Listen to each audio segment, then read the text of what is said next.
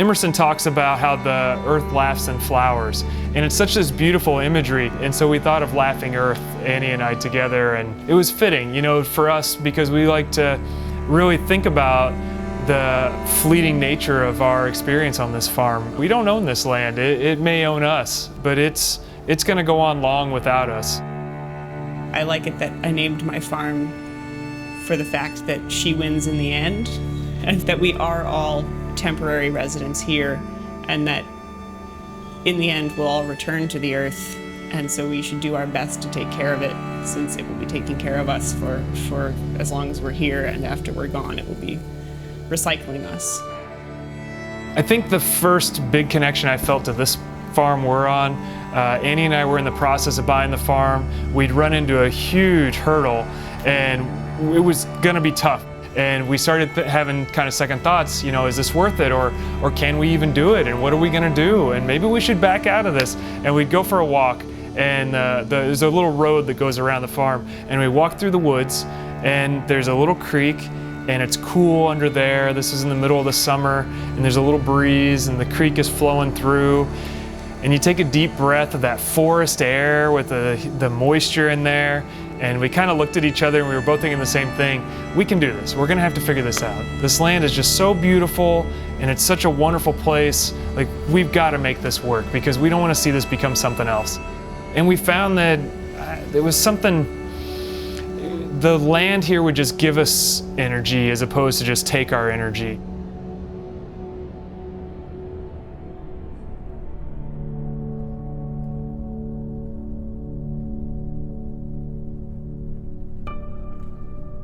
It's such a difficult career, it's such a difficult field to like survive in and make enough money to have a family in, that farmers are really forced so often to just make really, really tough decisions that can make them farm maybe harder on their land than they would normally choose to do. Because of that, conservation pulls out a little bit of that element. It makes it a little bit easier for the farmer to afford to be there. And in some cases, it makes it a lot easier. We wouldn't have our farm if we didn't conserve it. So we're able to maybe just have a little more consideration for it. On our farm, every year we're planting fewer and fewer tomato plants and eggplants, because we're still getting the same number, because the soil is so much happier, just because we're amending the soil with the specific minerals or nutrients that the soil actually needs, and feeding it so that it can feed us. It has made a very noticeable difference.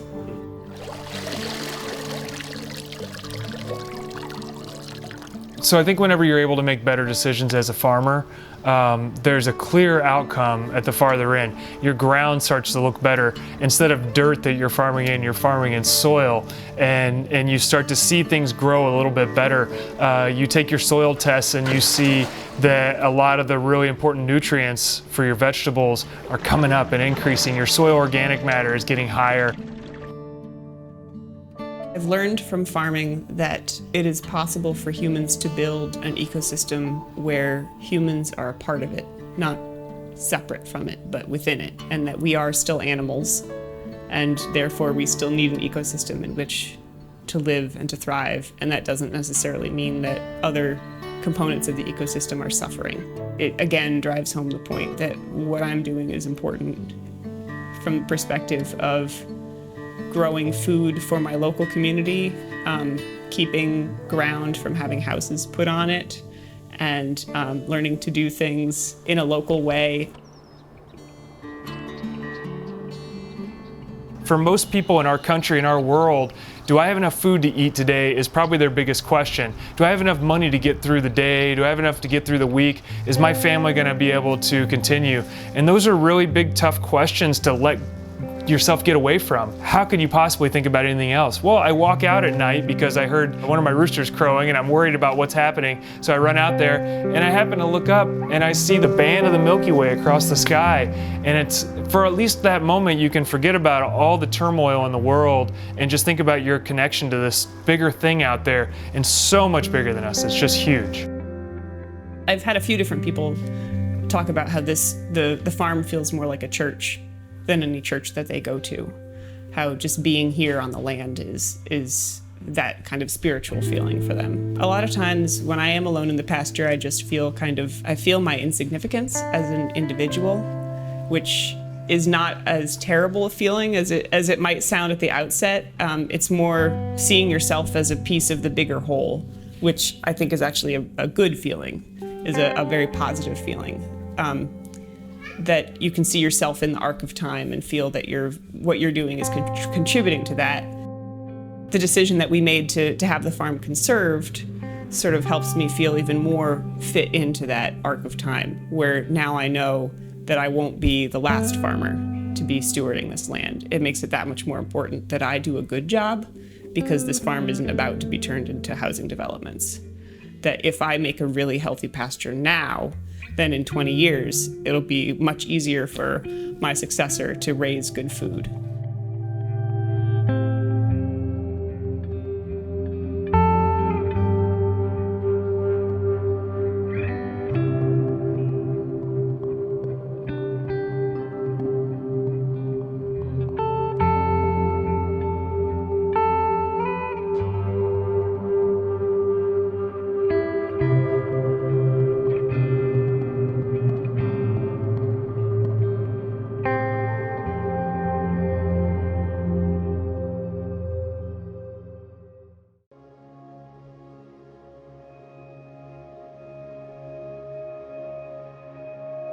This was at one time all glacier.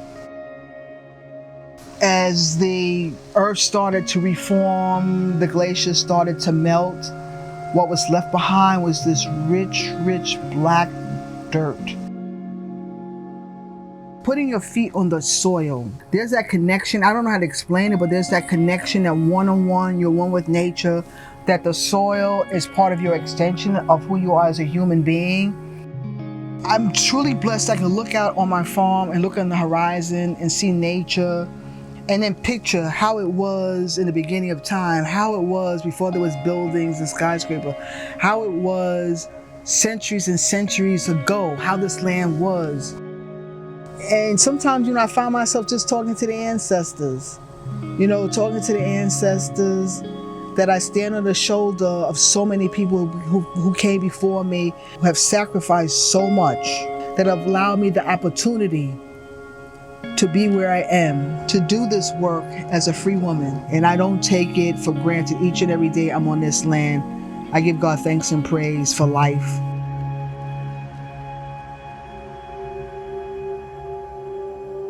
Rising Root Farm consists of 4 women.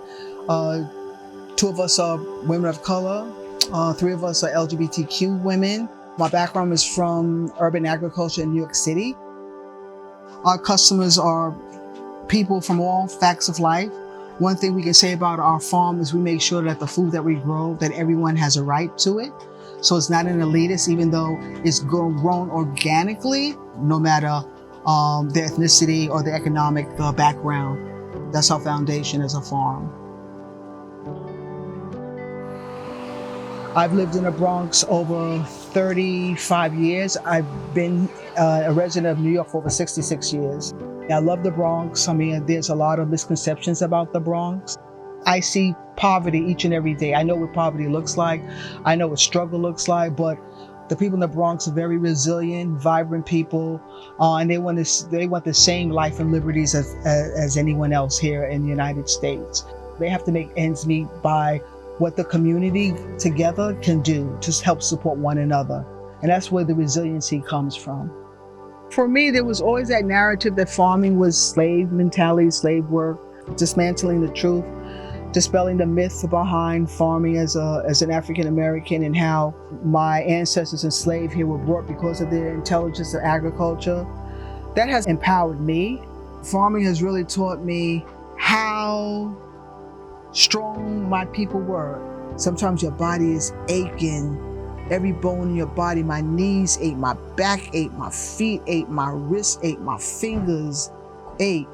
Every time I'm out there and I get tired, I remind myself, your ancestors out here sometimes 10, 12, 14 hours a day. No rest, no water, doing back-breaking, labor-intensive things. As a Black woman, there's constant challenge, you know, being recognized as a farmer. Right now, in essence, if you look at the capitalistic view of land ownership, it's in the hands of predominantly white men. We have to get away from the frame of owning land, you know? Land should not be owned by anyone. Land should be owned by nature. I don't think land is meant to hold on to. It's meant to be shared in a way that generations from generations have an opportunity to farm on it and take care of it. That's starting to happen as people become more aware of climate change and the necessity of taking back land, preserving land, doing easements on land, making sure that there's enough agricultural land that's not developed. If we're going to shift the power dynamics, then when we really talk about life, liberty, and the pursuit of happiness, all men are created equal, then we have to really make sure that we look at one race, and that's the human race. That we don't look at black and white, we don't look at races based on color.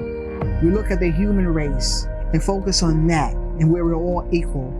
One thing you don't want to do is replicate the oppressor.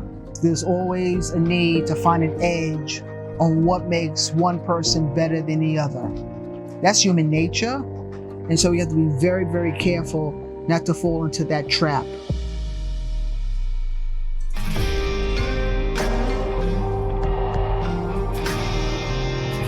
Just give land back to nature so that it's there for generations and generations, because you too will pass.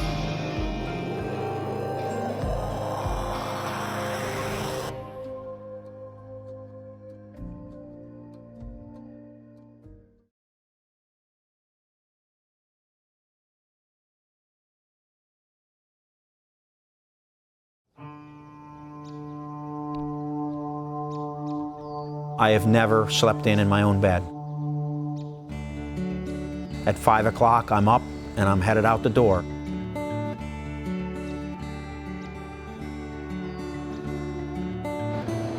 We are a family farm. We're an operating dairy farm, milking approximately 800 cows 3 times a day, with 1,400 head of cattle altogether with young stock. All of our milk is niche marketed.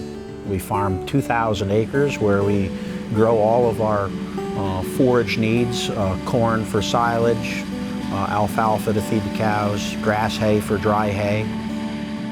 We milk Jersey cows. Each and every one of them is a character. We always joke the black and white cows are generic.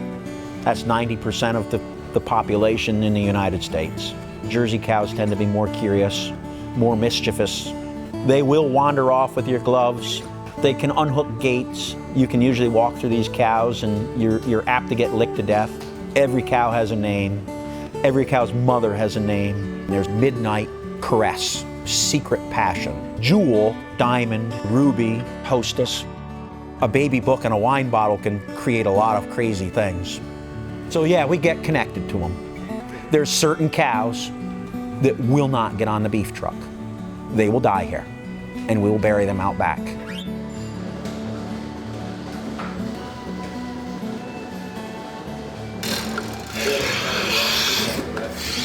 The way it works around here, everybody has a responsibility.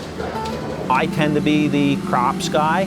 I'm maintaining, repairing, making decisions on equipment to replace, as well as, keeping the records of different fertilizations and crop rotations. So I'm handling everything on the crop and machinery end and providing the feed. And I feel I've done okay. I can go home after a 12-hour day. I've earned the right to go home. In a lot of ways, you're working 70 hours a week. There's not money enough to pay us for the hours we work. So it has to be a labor of love. It has to be a legacy.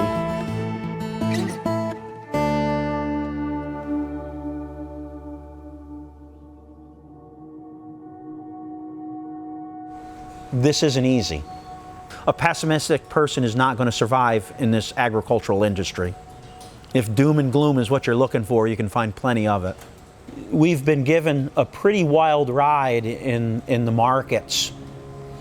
in the last 10 years.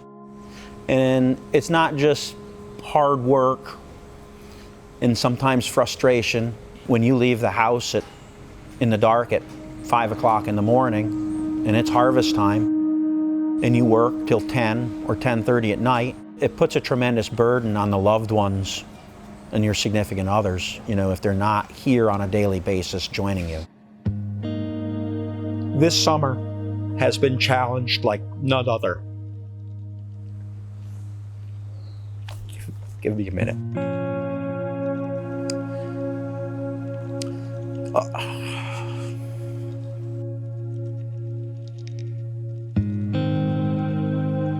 There's 3 young men that work here and a 4th one that used to. And, you know, the 4th one, he took his own life. And he said the happiest place he was here at the farm. And that was the worst tragedy that has ever happened.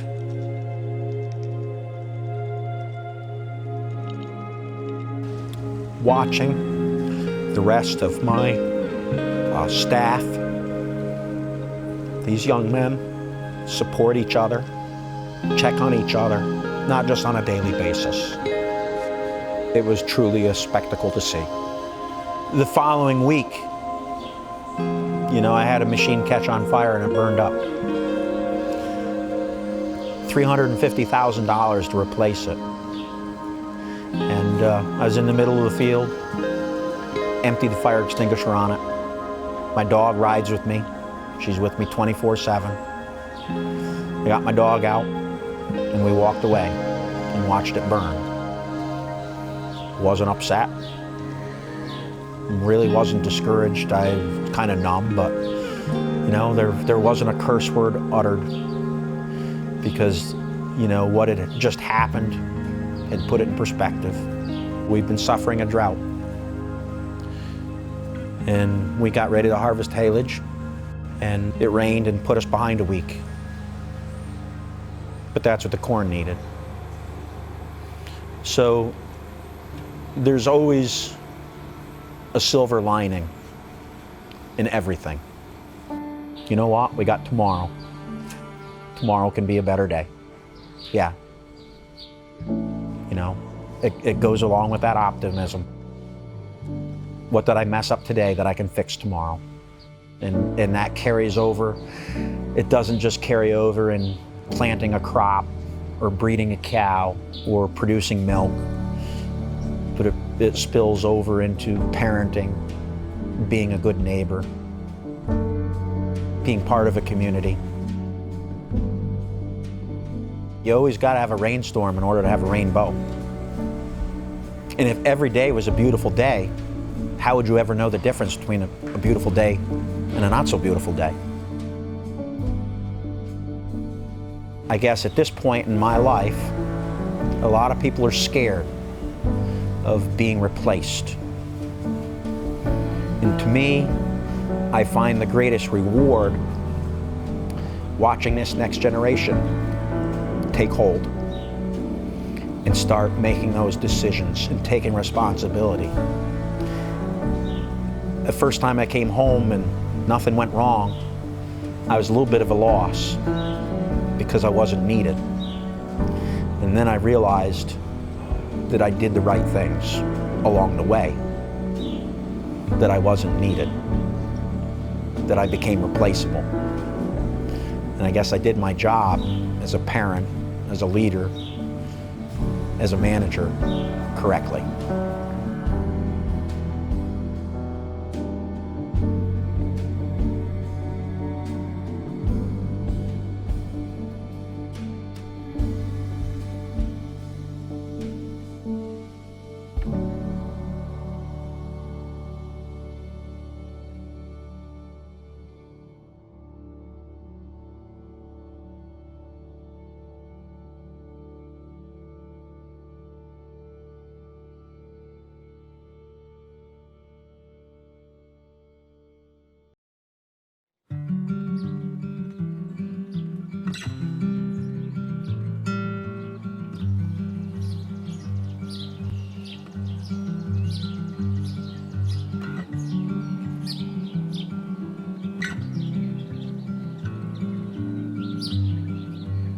A windfall isn't good or bad, it's just something that falls across your path.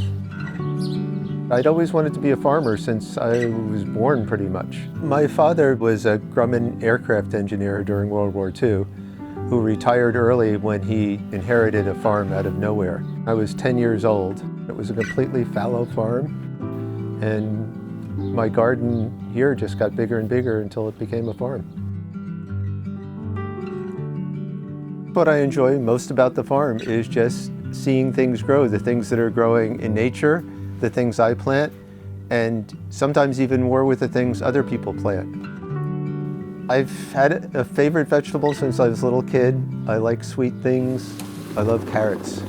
They're not the easiest thing to grow, but it was great as I went through years figuring out if you plant them at the right time and harvest them the right time, they can be incredibly sweet.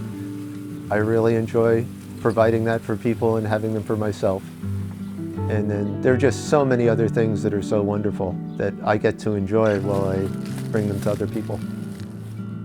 A farm at its best to me is a place that it's functioning in tune with nature and endlessly productive. Everybody needs their own little homestead. That could stabilize the whole world. But unfortunately, I have inherited a huge farm. What I've tried to do here to help people have their own farms is to let them use a part of my farm to learn to farm and work with me. And then I get to work with them too, and I invariably learn things from them as well. So it's great. But I can do that with 1 or 2 people at a time. But I've got 142 acres here, and even with doing that with a couple of people, I'm using at the most maybe 20 acres at any given time. I don't have a way to administrate having lots of farmers here, and I'm not allowed to subdivide it under the easement. So I just don't know what to do. I'd like to have this whole place available to be smaller farms, but I can't find a way to share it without going broke. Keeping it a good place to farm is another struggle that I don't know if I'm going to accomplish. We're right near Route 84. We're like the shipping capital of the world, so we've got all these warehouses. Within a half a mile of those warehouses, it's known as a death zone because it's so unhealthy to be there. And we're right on the edge of that. We've got things that are barely a half mile for us, and now they're trying to get closer. I've almost given up on farming here several times as more and more industrial development happens around us, and we're getting more help, but it's exhausting. It's just day to day, you gotta keep farming, but at the same time, you've gotta fight all these battles with people that are going to widen the road that goes through your farm and pollute the air to a point where people can't be here and breathe. In its record has a 1.5-page letter from our opposition, right? There's no hiding the fact that we're facing some extreme opposition from members of the community, and they've submitted a letter. That's 1.5 pages, and it's a complete misrepresentation of what's been happening before the planning board. The moratorium has no rational basis. I am Morse Pitts at Windfall Farm on 301 Neelytown Road. There's one business over there, Carlisle, that was proposed as a warehouse and somehow became a 24-hour, horribly noisy factory that is a huge impact on us. So I really support this moratorium so the town can know exactly what's being proposed for Neelytown Road. Pretty sure it's a quote, but unrestrained growth is the philosophy of cancer. So if you're just having an economy that has to grow to create more economy, it's a self-consuming, horrible thing. But if you've got an economy that includes things like, clean air and clean water and time to do things for people, that's an economy that can grow and not consume things. And there's more to an economy than just money and consumption. I've learned from farming that life is, as my mom told me, extremely short, and you better grab onto it and do the things you want to do. And I love farming more than anything else, so it's also a way to have a really short life because it goes by quick when you're enjoying it. I guess it could do a drudgery job that I don't want to do and feel like life went on forever, but I like this way better. It would just be really nice to just be able to farm without constantly fighting to be allowed to farm in so many ways. I get attached to things in general, so this big beautiful farm is a big attachment, and it's just full of things and people that I'm attached to. But then again, some of the people have gone on from here to have their own farms, so I'm attached to that too. So it works both ways. The farm both creates an attachment and it creates a jumping off point. And now it's in total transition, and I'm not sure what's going to happen to it. I'm hoping if I've got any legacy, it's the other people that have been here and gone on to do things that I tried to do better than I do them. And there are quite a few of them, so I think it's a pretty good legacy.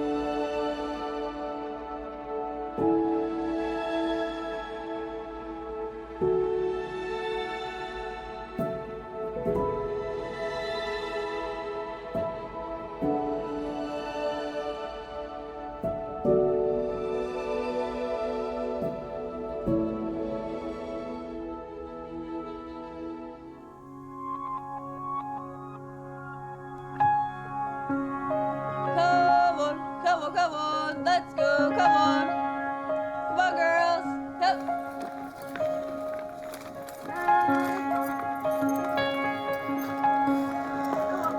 Come on. Cows don't lie. Cows they're just being themselves. They're reacting to their bodies, to their environment, and they'll show you how they feel. I think that's probably my strength, is my ability to see the cows and observe small differences in their behavior, or just like know what's up with them easily. I guess I'm like the boss cow or something. I'm in charge of where they go and have to set up their environment so they get there. But also I've like become someone who's so comfortable with these big animals, and they know me, so that I can just say, I can sort of have some like clout. I can say, you go there, and they do. But that's definitely learned from just lots of time spent together. Something that impresses me most about them is their energy. When they're being most themselves, they're like super calm and just like rooted. For me, on a daily basis, milking the cows is this like quiet time to be with the cows and get to pay attention to them. And for them, once they get milked, they usually lie down and really relax. They'll chew their cuds, they like stretch out. It's a good time to sort of reconnect to like why this work feels good.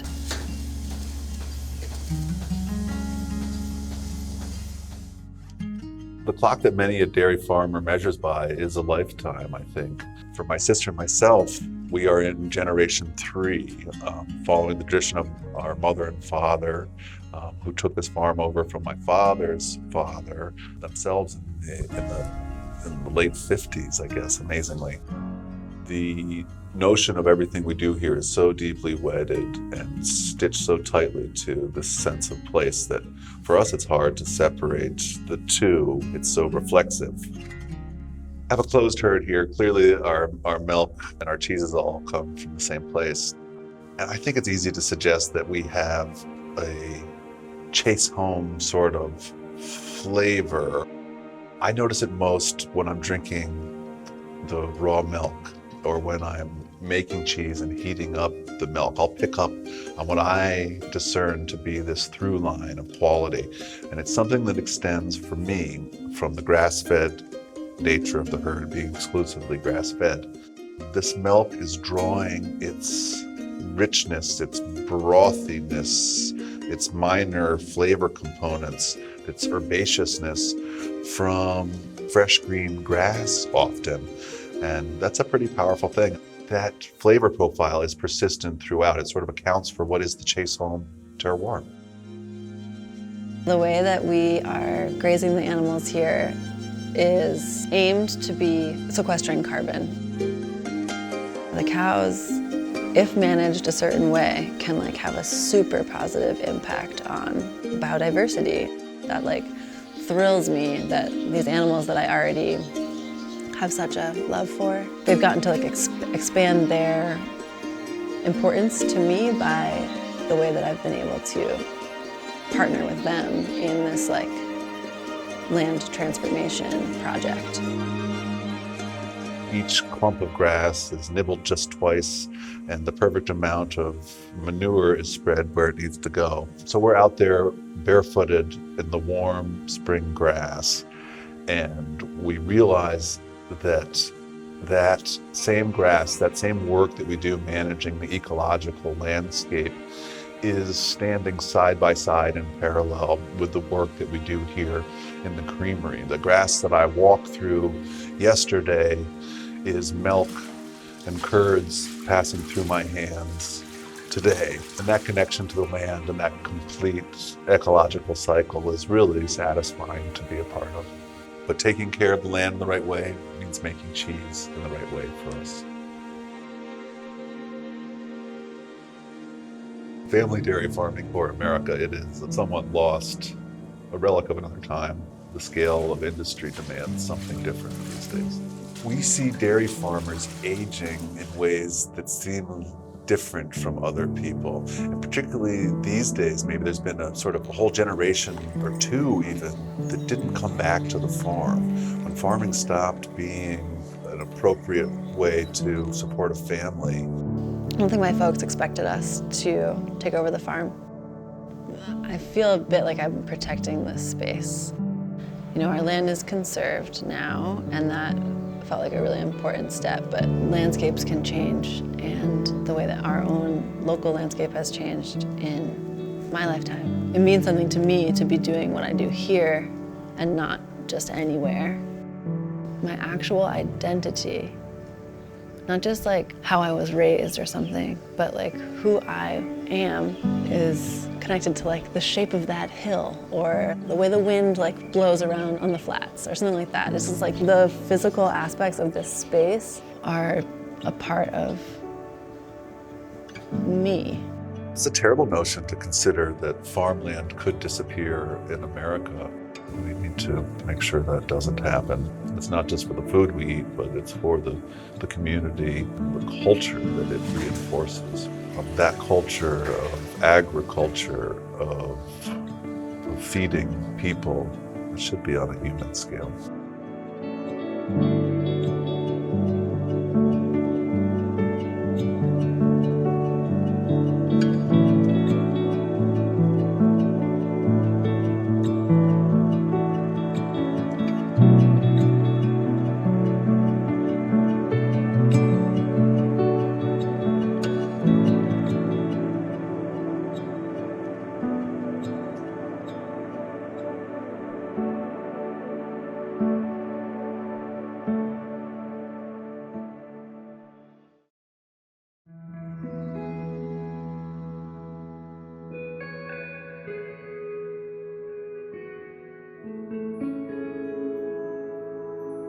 Observe without judgment, without attachment.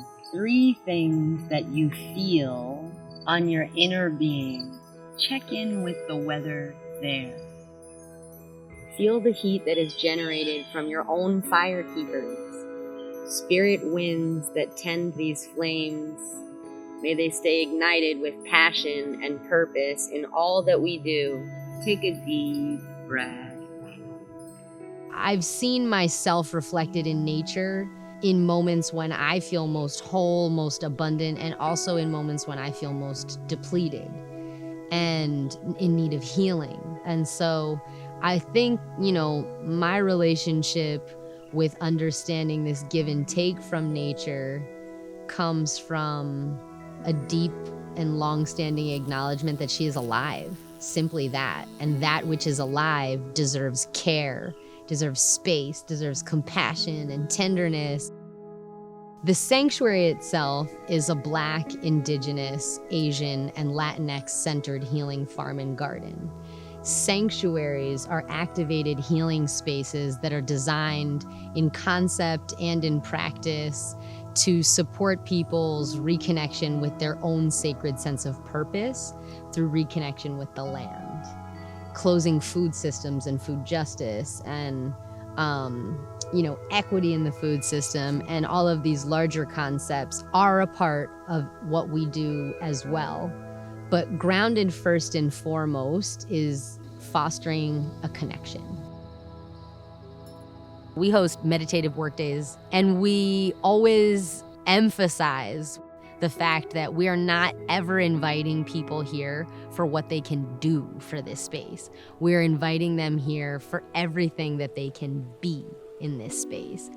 This is not like a high-yield farm where our intent is to feed as many people as you can possibly grow food for. I think when we connect to the infinite nature of purpose, it helps us deconstruct what otherwise could be the wolf in sheep's clothing, which is our productivity, which is connected to capitalism, which has no place in nature. Nature is inherently non-capitalist. This is our first season of growing food here at the Sanctuary Healing Farm and Gardens. Moving towards my vision of stewarding land and having like a healing hospital for Black and brown women and children, I never was going to be the person growing food.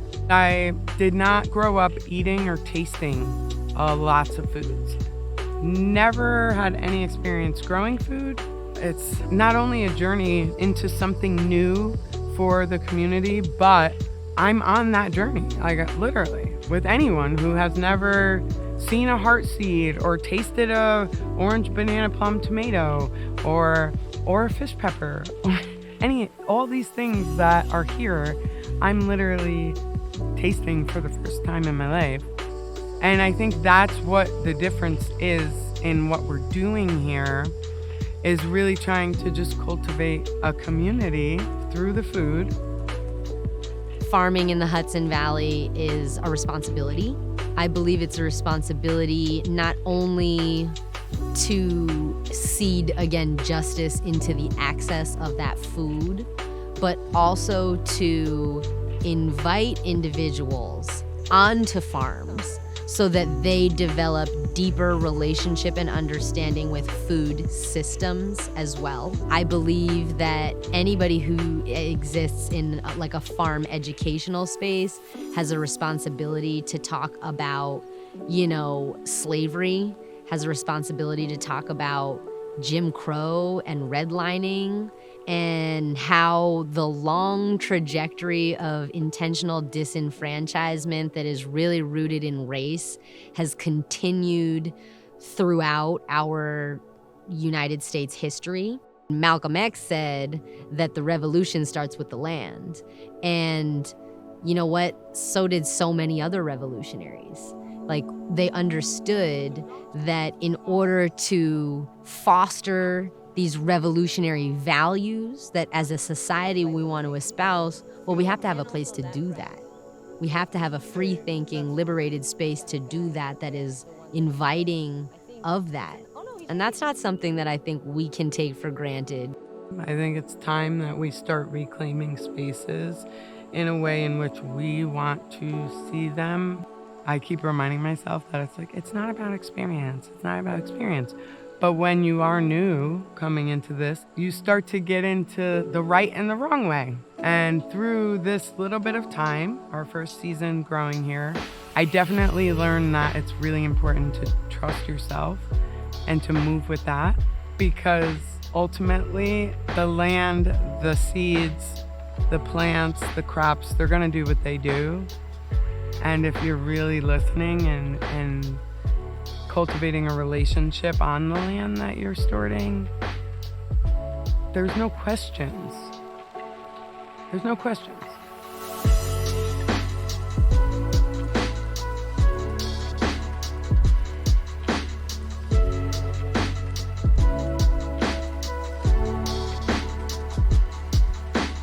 I really hope and pray and believe that my stewardship and Katie's stewardship of this land will lead to its protection in perpetuity. I really believe that this has all the power and potential to be designated a public park on behalf of the city of Newburgh, so that it is not exclusively contingent upon volunteer hands or seed money to establish this as a place of interest for people to engage with in the city of Newburgh. I remind you, we're 2 blocks away from Broadway, and yet we are a world away. This space is really about starting something and passing it along. I think where the real change can and will happen is when we start to take that on ourselves.